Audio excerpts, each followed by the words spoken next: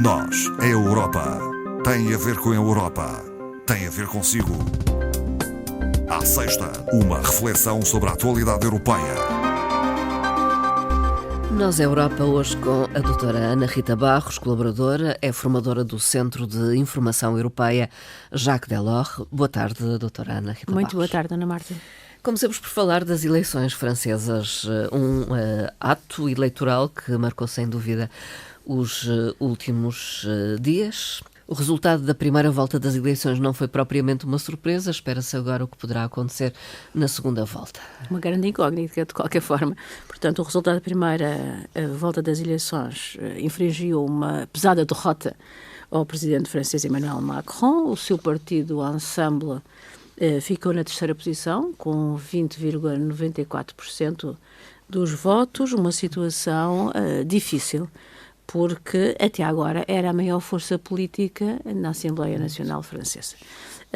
A decisão que o Presidente tomou na sequência do resultado das europeias foi numa tentativa de clarificar uma situação que, afinal, estamos a ver que não está assim tão clara como era pressuposto. E obriga o Presidente francês, que tem o poder executivo, perante uma situação, a lidar com uma situação dupla. Sim. Por um lado, gerir um Parlamento bloqueado, e, por outro, coabitar com um governo com os ideais políticos completamente diferentes dos seus. Foi uma derrota para o centro e para os pró-europeus e uma vitória do reagrupamento nacional de Marine Le Pen, o Rassemblement. Segunda volta, domingo. Uma incógnita. Bastante.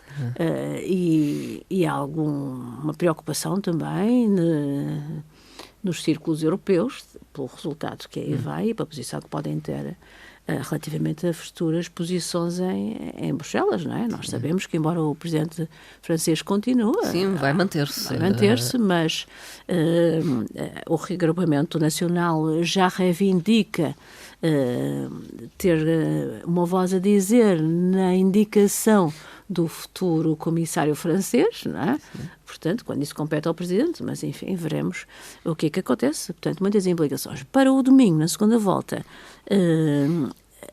a posição de grande parte dos candidatos, quer do centro, quer mesmo da esquerda, é exatamente impedir uma maioria do reagrupamento nacional.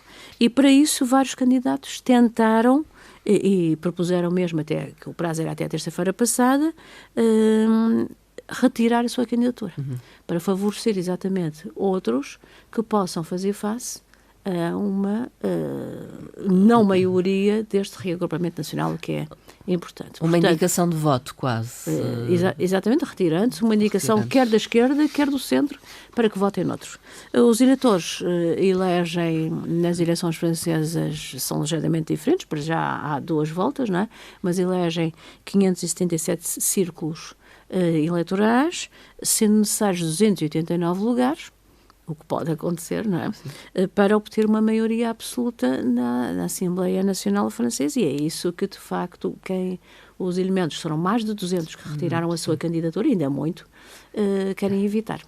Veremos o que é que acontece no próximo domingo. Terá implicações, de qualquer forma, certamente, na União Europeia? Bastantes implicações, embora normalmente nós temos visto pelo caso da Itália, são mais moderados quando chegam de facto ao poder executivo. Mas, no entanto, a italiana também mostrou a sua posição quando foi agora para os lugares de topo, não é? Vincou bem a sua posição e será isso, com certeza, que iria acontecer. Esperemos que não ocorra. Neste momento, a presidência rotativa da União Europeia é exercida pela Hungria e por Viktor Orbán. E com alguma polémica à mistura. À mistura, exatamente. Portanto, logo na véspera de iniciar a presidência, anunciou a criação de um novo grupo parlamentar europeu, designado por Patriotas pela Europa, que já tem 3 partidos de diferentes Estados-membros. O próprio de Viktor Orbán, portanto, o húngaro, o partido ANO pelo checo Andrej Babis e também o austríaco. Claro que ainda faltam pelo menos mais 4 países. Houve quem desse a entender que poderia aderir a este... Desde logo Marine Le Pen, que diz que depende dos resultados de domingo. Depois, até o próprio Partido Português Chega, que disse que iria consultar as suas bases para verificar se integrava esta nova família política. Veremos, ainda faltam alguns, mas tudo indica que a família política, identidade e democracia que até agora, onde até agora pertenciam alguns destes partidos, vai esvaziar-se e dar lugar a estes patriotas pela Europa, enfim.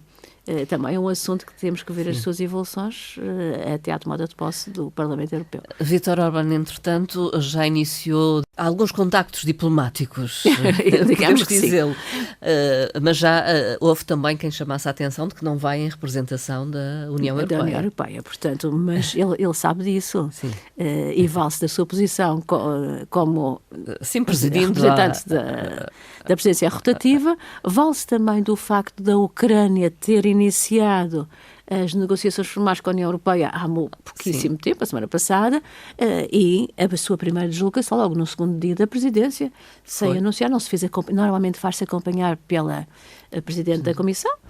Não foi o caso? Não, foi sem esse acompanhamento e deslocou-se à Ucrânia.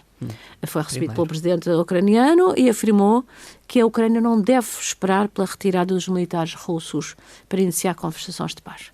Ora, é uma posição exatamente contrária do presidente Zelensky, que tem afirmado ao longo deste ano e já anteriormente que só falaria com a Rússia se existisse uma retirada das tropas dos territórios ocupados. Claro que o presidente Zelensky não se pronunciou sobre esta posição mais recente do primeiro-ministro Viktor Orbán. No entanto, disse que vincava o apoio que a Hungria tinha dado às iniciativas de paz da Ucrânia quando foi a última reunião na Suíça para este processo de paz, que foi há relativamente pouco tempo, há pouco mais de 15 dias. Mas o primeiro-ministro húngaro continua a insistir que a guerra, e nisso nós concordamos, tem um grande impacto na segurança da Europa e que, portanto, Budapeste apoia tudo o que seja de cessar o conflito imediatamente. Também anunciou nessa deslocação que ia abrir uma escola para os ucranianos deslocados em Budapeste. Portanto, isso pode ter alguns sentidos, não é? Ensinar a língua ou apropriar-se da parte cultural ucraniana ou fazer uma integração dos elementos ucranianos na sociedade húngara. Entretanto, desloca-se também à Rússia neste momento. Sim, desloca-se à Rússia para conversações. Com certeza será o contraponto, não é? Não, embora a União Europeia não faça, portanto, dessa política a sua estratégia neste momento, mas veremos quais são as declarações finais de acompanhamento dessa deslocação de Viktor Orbán, sempre uma surpresa relativamente à deslocação à Federação Russa. Vamos falar de economia, fazendo referência ao Pacto de Estabilidade e Crescimento.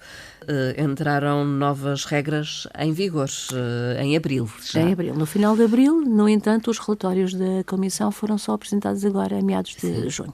A partir de agora, passam a ser apresentados os relatórios em janeiro. Portanto, o facto de ser junho é uma situação de exceção, porque as regras entraram em vigor há pouco tempo. Portanto, a preocupação com as finanças públicas é uma preocupação desde sempre europeia. No entanto, as regras, quer do Tratado de Maastricht, quer do Pacto de Estabilidade e Crescimento, foram sucessivamente adiadas nos últimos tempos, nos últimos anos. Primeiro, por causa da Covid, depois pelo conflito na Rússia e a subida generalizada dos preços dos combustíveis fez com que as regras fossem sucessivamente adiadas. No entanto, agora estão fixadas. Não trazem muito de novo, embora tragam algumas aplicações diferentes, mas os Estados continuam a ter como referência aquilo que nós conhecemos. 3% do produto para o déficit orçamental e 60% do produto para a dívida. Continua o procedimento por déficit excessivo, aquela chamada de atenção, no caso de um Estado-membro não cumprir as regras. Estas novas regras definem um período de ajustamento diferente.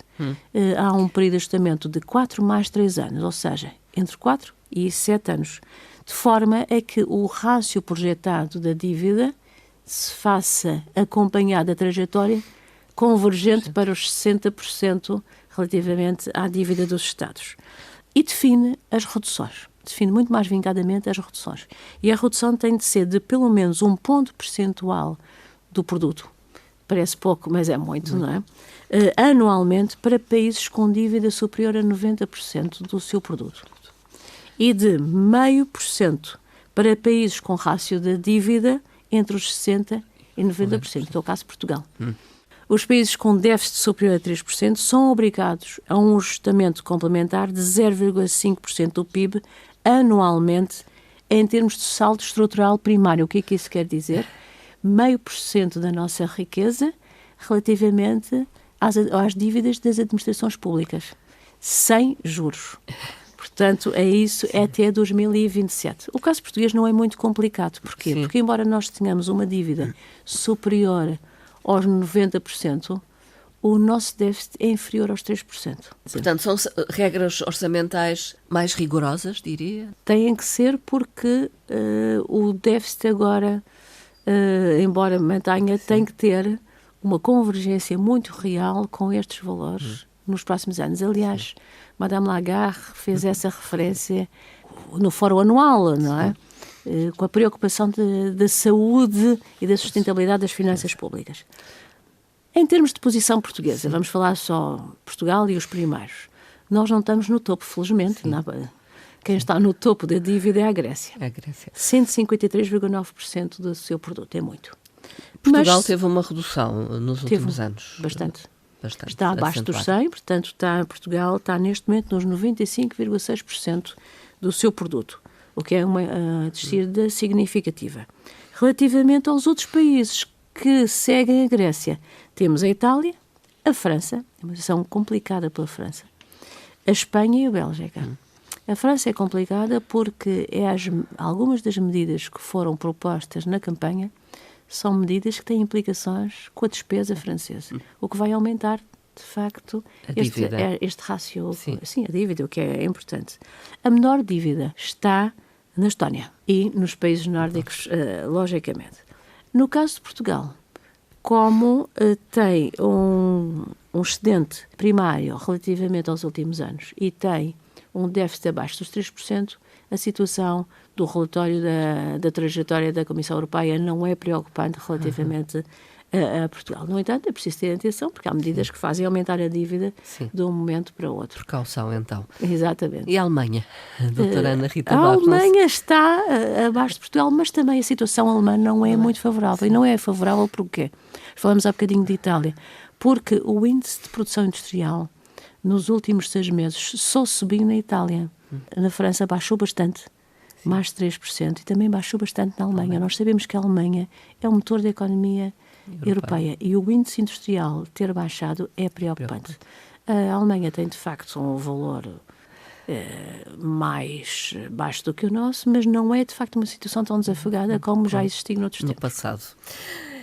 Fica essa nota de que, então, as regras que estiveram suspensas durante um tempo entraram em vigor em abril e há este acompanhamento. E são para cumprir, porque o relatório da Comissão diz que o ajustamento orçamental, quer da Itália, quer da França, é vinculativo. Portanto, isto é importante para a análise que se fará. Análise essa que depois transita da Comissão para o Conselho para ser apreciada pelos chefes de Estado e Governo. Entretanto, decorreu em Sintra o Fórum Anual do Banco Central Europeu. Portanto, a Presidente Lagarde quase que se justificou pelo aumento das taxas de juros. Mas disse muito simplesmente isto. Não podia ter sido de outra maneira. Em linguagem muito simples é mesmo isso. Frisou o facto de no início de 2023 nós temos tido níveis de inflação que eram preocupantes, bastante altos. Com isso, justificou, digamos assim, a decisão do Banco Central Europeu em aumentar de uma forma tão impactante as taxas. Um dos aumentos da taxa foi de 0,75, é muito elevado. E as implicações que isso teve, esse incremento da taxa de juros teve na economia, que não foi tão imediata, porque a economia não se ressentia, porque havia poupanças, não se ressentia logo, e as medidas de política monetária não tiveram o efeito que tinham nesse momento. Referiu os custos associados a isso, que é a estagnação da economia, como nós sabemos. Relembrou também, por outro lado, a resiliência do mercado de trabalho, porque o mercado de trabalho não se ressentiu, como é normal em termos históricos, com as medidas do aumento da taxa de juros. Mas isto porquê? porque havia escassez de mão de obra na Europa, como ainda continua a haver. Foi a única razão porque o mercado de trabalho mostrou esta resiliência. E terminou dizendo que presentemente a Europa ainda enfrenta muitas incertezas. E não se comprometeu com mais descidas, nem quando das taxas de juro, dizendo que a política monetária do banco continuará a ser moderada. Foi a sua classificação. O Tribunal de Justiça Europeu decidiu numa ação coletiva a favor de uma associação de consumidores. É um caso espanhol, mas que é interessante pelo seguinte: em causa está a transparência de determinadas cláusulas, porque é uma associação de consumidores, portanto clientes de instituições bancárias espanhóis, que reivindicam ser ressarcidos de um aumento de taxas que foram incluídas nos seus empréstimos. E isto porque as cláusulas fixavam as cláusulas de empréstimo destes clientes, e eventualmente outros, porque estão em jogo vários clientes e muitas instituições financeiras, fixavam um limiar abaixo do qual a taxa de juro, mesmo sendo uma taxa de juro variável do seu empréstimo, não descia. Mantinha-se, mesmo que a taxa de referência Euribor fosse mais baixa. Ora, isto fez com que esta Associação de Consumidores intentasse uma ação primeiro nos tribunais espanhóis, depois recorreu para o Supremo e agora para o Tribunal de Justiça Europeu, que lhe deu razão. Qual era a dúvida do Supremo Tribunal espanhol, para onde este caso vai voltar depois desta decisão do Tribunal Europeu? Era que a questão era coletiva, é que normalmente as questões judiciais são individuais.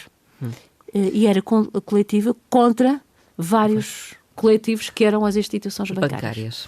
E o Tribunal de Justiça disse que não, que a cláusula de transparência não estava em causa e que o facto de estarem a recorrer vários consumidores devia de ser analisado como um consumidor médio em termos de instituição bancária. Portanto, e que o que ficasse decidido para um era para o coletivo e para todas as instituições. Estão aqui muitas instituições envolvidas, cerca de 820 clientes que incitaram esta ação, mas há muitos outros, e noutros países também, e reclamam cerca de 190 milhões de euros para a devolução do diferencial das taxas de juros. Falemos de produtos da Madeira que foram incluídos no Registro Europeu de Identificação Geográfica Protegida. Sim, a batata doce. Batata doce. Várias espécies de batata doce, incluindo uma espécie de batata doce do Porto Santo. São zonas protegidas, já há várias em Portugal, mais de 200, aqui na Madeira também, mas tem a particularidade de ter sido esta inclusão, ter sido hoje publicada no Jornal Oficial da União Europeia, portanto começa a entrar em vigor, será importante para nós, para a comercialização também exatamente, da batata e também doce. Em termos turísticos, um produto protegido tem sempre outro impacto. E com certeza quem nos visita quererá degustar essa especialidade. A terminar, doutora Ana Rita Barros, uma frase de Jacques Delors, porque esta semana reúnem-se em Lisboa vários jovens na Ágora Jacques Delors, e a frase é exatamente de Jacques Delors, de 1989, portanto com muitos anos, e que é perfeitamente atual, pensamos nós. Como podemos construir a Europa se os jovens não a considerarem um projeto coletivo e uma visão do seu próprio futuro? É a interrogação de Jacques Delors.